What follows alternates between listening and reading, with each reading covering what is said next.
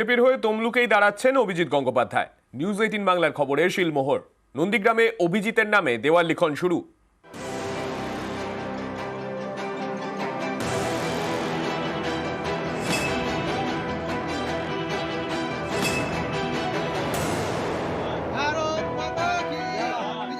পূর্ব মেদিনীপুরে দুটি লোকসভা আসন, কাঁথি ও তমলুক।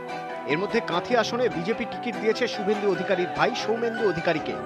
2 তারিখেই ঘোষণা হয় কান্তি শ্রী সৌমেন্দু অধিকারী। সেদিনে রাজ্যে 20 জনের প্রার্থী তালিকা প্রকাশ করে বিজেপি। তখন থেকেই জোর জল্পনা তমলুকে পদ্মপ্রার্থীকে। পরের দিনে নিউজ 18 বাংলা জানায় তমলুকে বিজেপির প্রার্থী হতে চলেছেন অভিজিৎ গঙ্গোপাধ্যায়।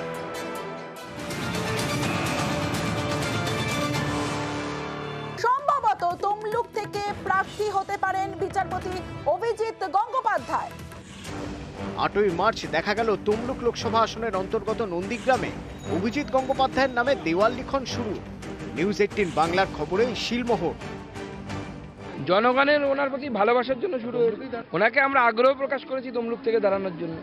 বিজেপি একটা ভারতীয় জোকার পার্টি। বিজেপি দল বুঝবে যে এটা তাদের বিশৃঙ্খলা কিনা বা তাদের আইন, তাদের যে নিয়ম পরিদ্ধ কাজ কিনা। উনি যেখানে প্রার্থী হবেন সেখানে হারবেন, কারণ বাংলার মানুষের কাছে উনি ইতিমধ্যেই সুবিধাবাদী একজন মানুষ হিসেবে চিহ্নিত হয়েছেন। 5ই মার্চ কলকাতা বিচারপতির পদ থেকে ইস্তফা দেন অভিজিৎ গঙ্গোপাধ্যায়। তারপরেই জানিয়ে দেন তিনি বিজেপিতে যাচ্ছেন। আমি ভারতীয় জনতা পার্টিতে যোগ দিচ্ছি এবং এই যোগদানটা আমি শীঘ্রই করব, সম্ভবত 7 তারিখে। বৃহস্পতিবার পদ্ম পতাকা হাতে তুলে নেন অভিজিৎ গঙ্গোপাধ্যায়।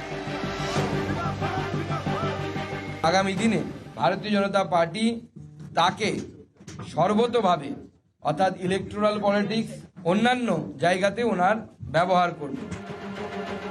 এর পরের দিনই অভিজিৎ গঙ্গোপাধ্যায়ের নামে দেওয়াল লিখন শুরু।